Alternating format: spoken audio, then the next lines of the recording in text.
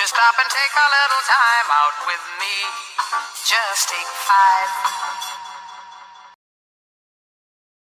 5. All right, so obviously we got to talk about the Denver Nuggets. All right, so they beat the Celtics the other day in Denver. Was a great game for them. Definitely a powerhouse matchup of two of the top teams. The Celtics have been boasted as the best team in basketball, but Denver Nuggets have something to say about that. They're one game behind the top spot in the West. I want to ask y'all, what did that game mean for the Denver Nuggets? It meant a lot, in my opinion. Like, it was just about like setting the tone for like what may be a potential finals matchup. Like, I'm pretty sure they went into the Celtics crib last time they played. They did. Beat them. They beat them, and that was also when the Celtics were winning all of those games. Like, I'm pretty sure the Celtics were undefeated at home at that point. Denver went into Boston and beat them. Then they bring it back home and beat them again. Like, it's it's a psychological thing, I feel like, for them now. Like, how do the Celtics feel if they match up with them in the finals? Like, do they think they can beat them? Like, that's my question. Yeah, I think the Nuggets definitely showed that they're probably the best team in the league, like, without a doubt. Because like people were talking about like the Celtics and like Jason Tatum's the best player on the best team.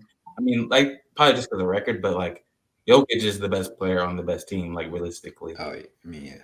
So like I think they definitely showed that. Even like Aaron Gordon played well.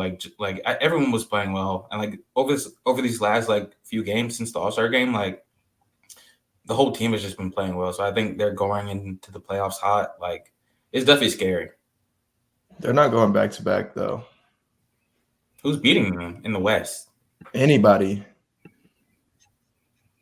can beat them. Only one team in the West that could beat them, really, in my opinion, is the Clippers. Like, I don't see any other team. Maybe going 6 with like the Lakers, maybe 7, but like anyone else. I don't. As Lakers fan, we should hope that we don't have to see Denver in the playoffs. Like, I'll be real. Like, just matchup wise, like psychologically, like I was just talking about, like, I don't want to see Denver. We can't beat them. They beat us like 11 times last time. Like, yeah, they've beat us many times in a row. Regular season, they swept us again in the regular season. Like, it's not a good look. It's really not. But the Clippers, yeah, if the Clippers match up with them, they have a shot. The Warriors can beat them. I was talking to my friend last night. He said the Warriors will not beat the Nuggets. You're crazy. They definitely can. I was talking to my friend last night. He was saying the Suns actually would have a good shot. Yeah, the Suns. How explosive they are offensively, and like the big man, what's his face? Nurkic. The Thunder? No. Yeah. Thunder. Bro, I'm about to get off this podcast, bro. What? No, yeah, not the Thunder. The Thunder? Yeah, no. Yeah, this is getting clipped too. Bro, what's wrong with you? Bro, let me just say, not losing to the Thunder. Julian, I think, again, if the Suns can ever put the thing together, fully together, with all three parts moving in unison for one common goal, I mean, they gave them 6 with just KD and Book, if I'm not mistaken, last year. I mean, it was a good matchup. Obviously, we saw them just play.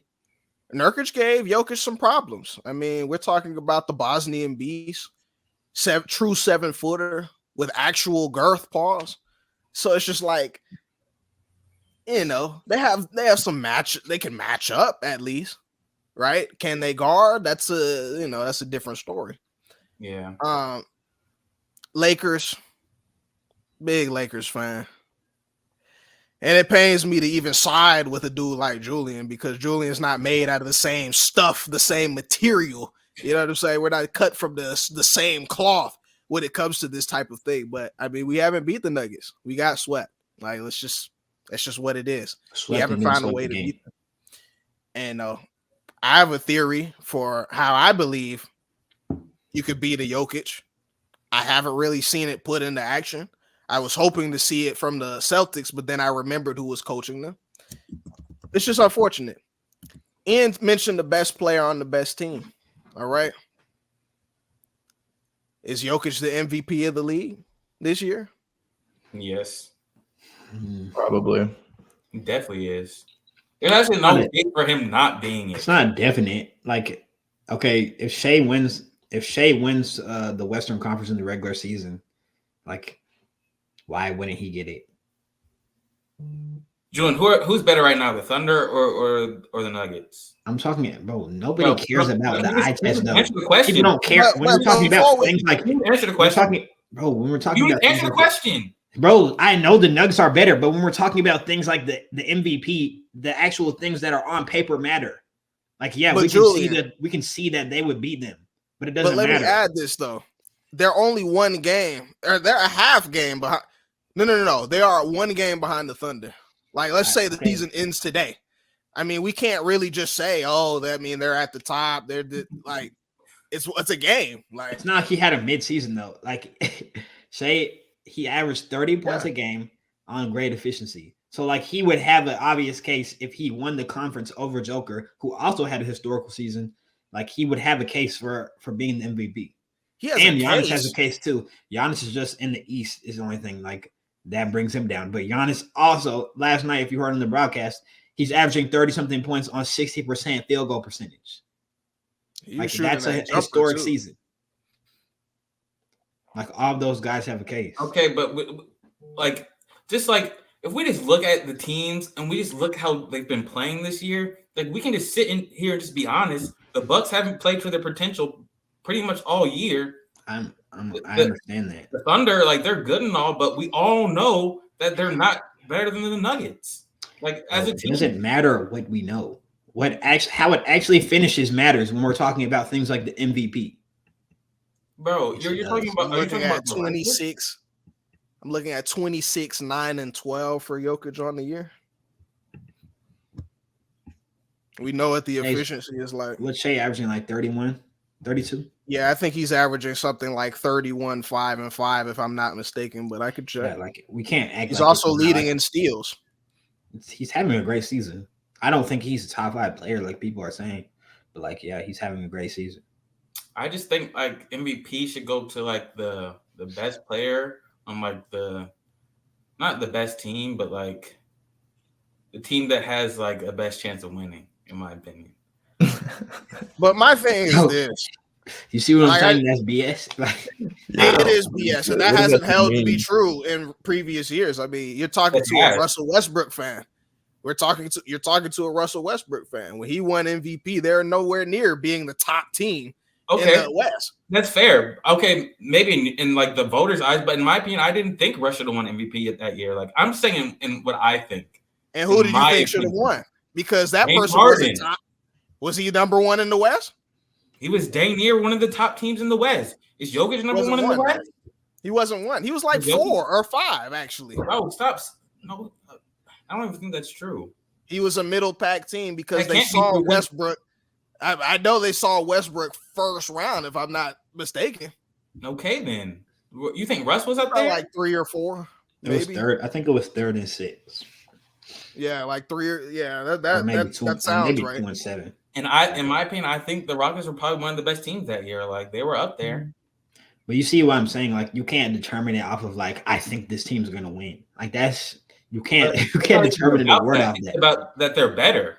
You just said that though. You just said I think this team's better, and yet they had a worse record. But you don't think they're better? I personally think they're better. I'm saying that doesn't matter for the MVP. That's the thing. I'm saying it doesn't matter for the MVP. It doesn't matter. It doesn't matter. I'm not talking about like in past MVPs. I'm talking about, in my opinion, what I think. This is what could happen.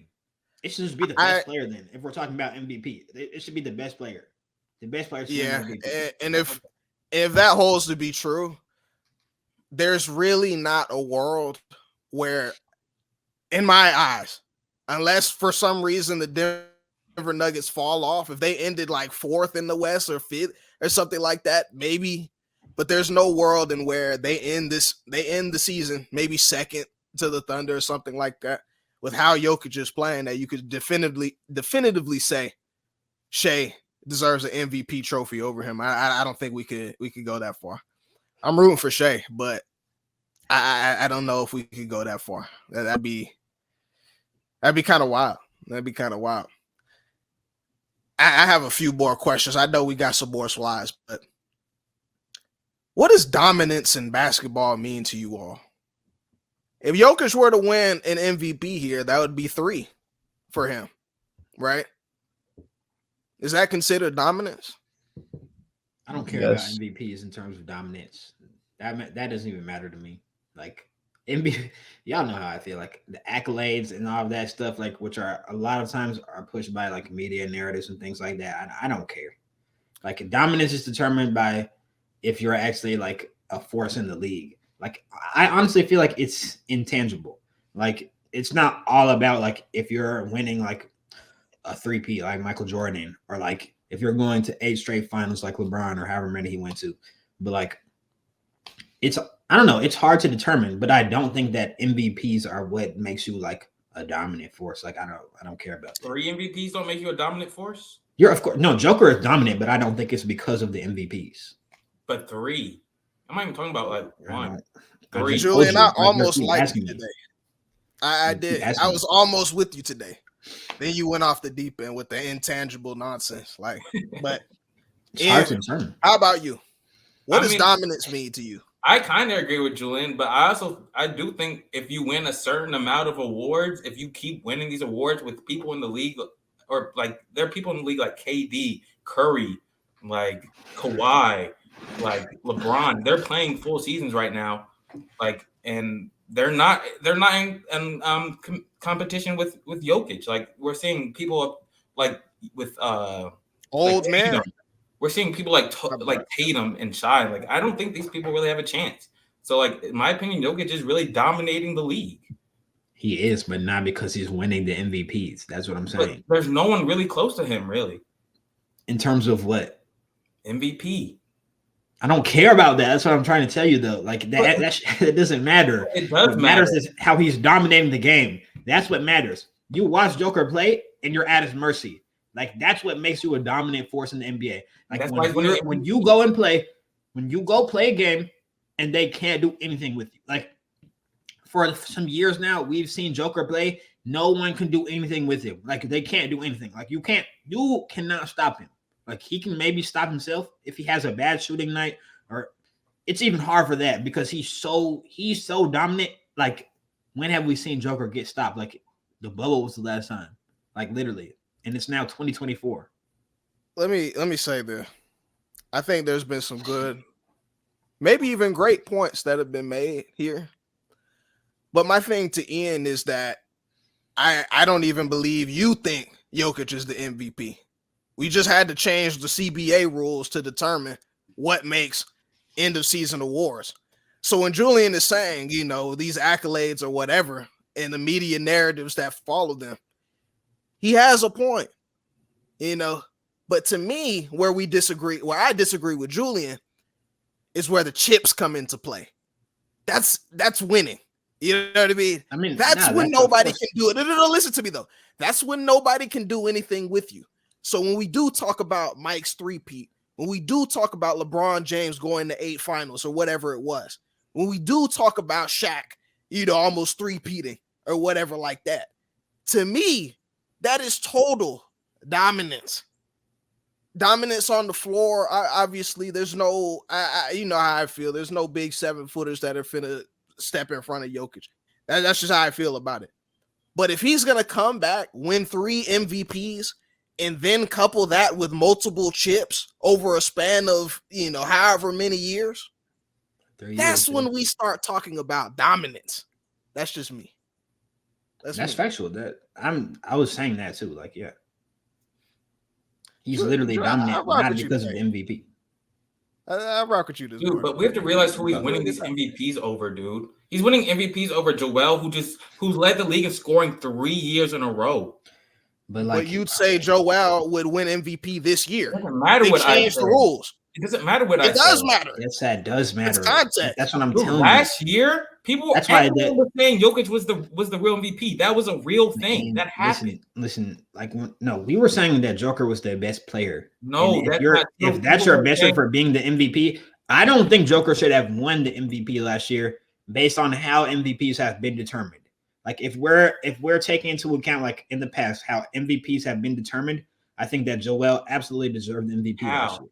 How? What do you mean? Based off what? What did season? I'm confused why Joel won it last year and why he didn't win it the year before. What was different? I mean, there was also a bit of like voter fatigue, probably like that was at play. But like, Okay, yeah, so and there was moments though that mattered. Like Joel at the end of the season played Joker and dominated him. So like that it was at the end of the season though, and that catapulted him to win the award. And when we talk about Embiid scoring, you know what I mean? Like that definitely came to play as well. I mean, he had some very big scoring performances last year. And I mean, again, like we talk about this year, right? Did he drop 70? Wasn't it 70 this year? Mm-hmm. You know what I mean? Like if he were to play the amount of games, you know, for their rules or whatever, Embiid would have got our vote. I mean, he would have led the league in scoring. He would have had probably 12 rebounds himself. And you know how I feel about playing defense, being an anchor to your defense. And the Sixers would have been second team in the East, most likely, or at least the top of the East. So it's just like he would have had our vote. That's just context. That's true. But at the end of the day, there's still people, and there are a lot of people who still think Jokic is better. So like it's just like Jokic is better. He's better. Okay. That doesn't mean that you're gonna win the award though. That's what I'm saying. Yeah. Yeah, okay. That's why I don't think that MVPs matter when we're talking about if you're a dominant or not. Yeah, it shouldn't validate your dominance, but winning 3 over a span of 4 years, it matters, especially when the year he didn't win it, people think he should have won it. That's true for everything. I mean, that should have, could have, whatever. You know what I mean? Like that holds no weight. Like in the same way we're saying he's about to win 3. Like, you know, I'm saying Embiid, like be a shoulda, coulda, woulda there. Like he didn't win. He won't win. It is what it is. We got to keep going though. We're taking a lot of time. I'd say 5.